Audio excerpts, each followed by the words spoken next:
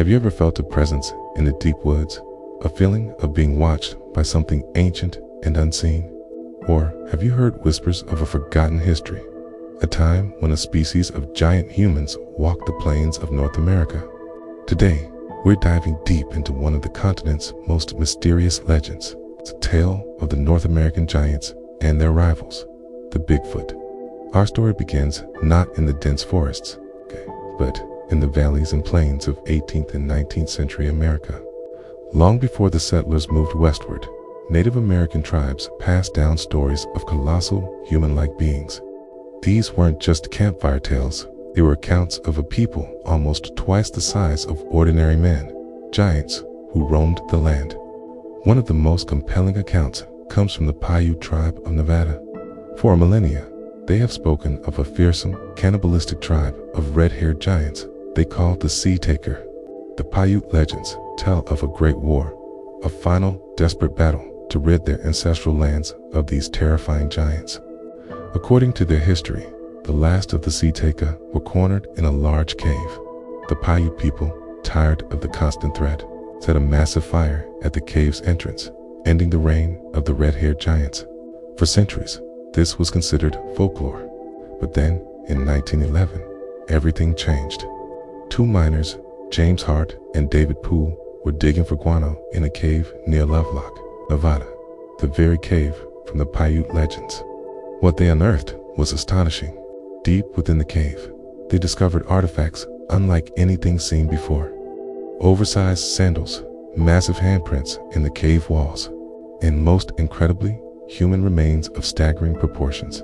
Newspaper reports from the time, like articles in the Nevada State Journal, described skeletons measuring 8.5 to 10 feet tall. Skulls were said to be abnormally large, with reddish hair still attached, just as the Paiute legends described.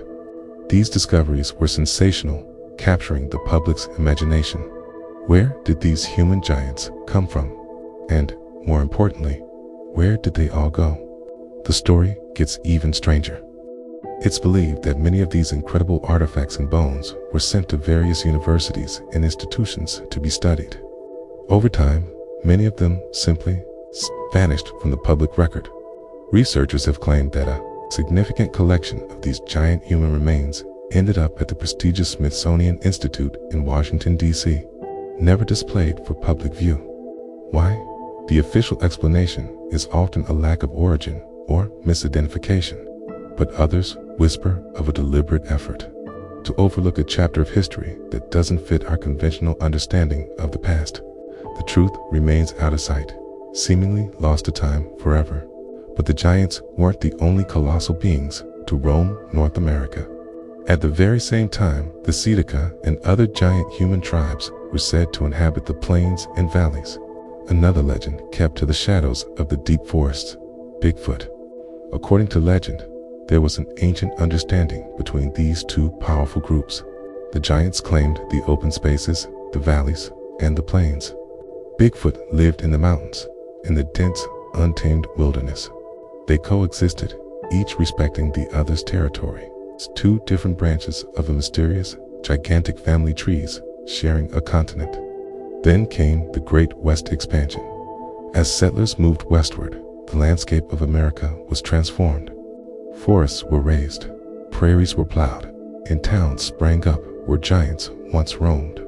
The giants, so tied to their open territories, found themselves in direct conflict with the settlers. They were big, they were different, and they were seen as a threat. What happened next is a tragic missing piece of our history.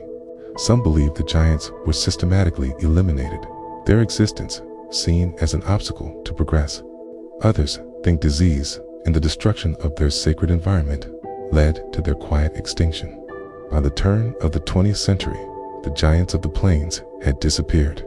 All that was left were the stories, the legends, and the bones that would soon be lost to history. But what about Bigfoot?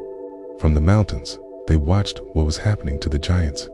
They saw the arrival of a new, relentless force that was changing the Western world forever. And the Bigfoots learned, to be seen is to be hunted. To be known is to be eliminated. And so, they retreated. They used their mastery of the wilderness, not just to live, but to hide. The Bigfoot went deeper into the forest than ever before, into remote mountain ranges and impenetrable swamps where humans rarely ventured. The unspoken agreement was broken, and survival meant complete and total seclusion. They became ghosts in the trees. A myth whispered on the wind. The age of giants had come to an end, and now shadows ruled the scene. Since then, what we're left with are fleeting glimpses and tantalizing clues.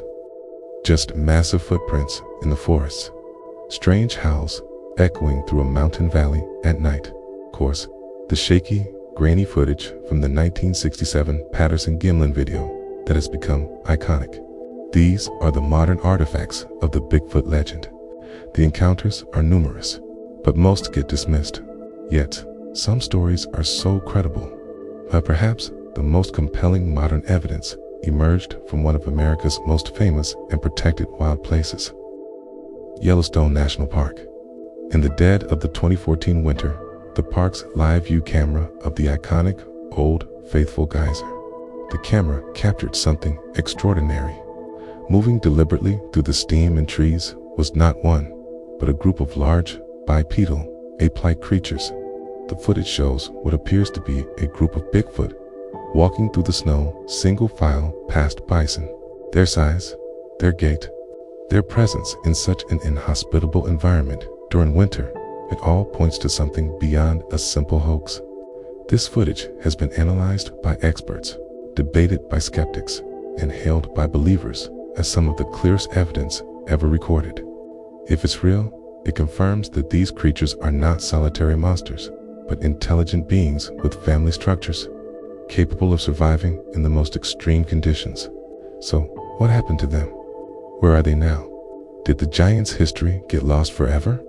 Did Bigfoot witness their demise and make a conscious choice to vanish from our world, becoming a master of invisibility?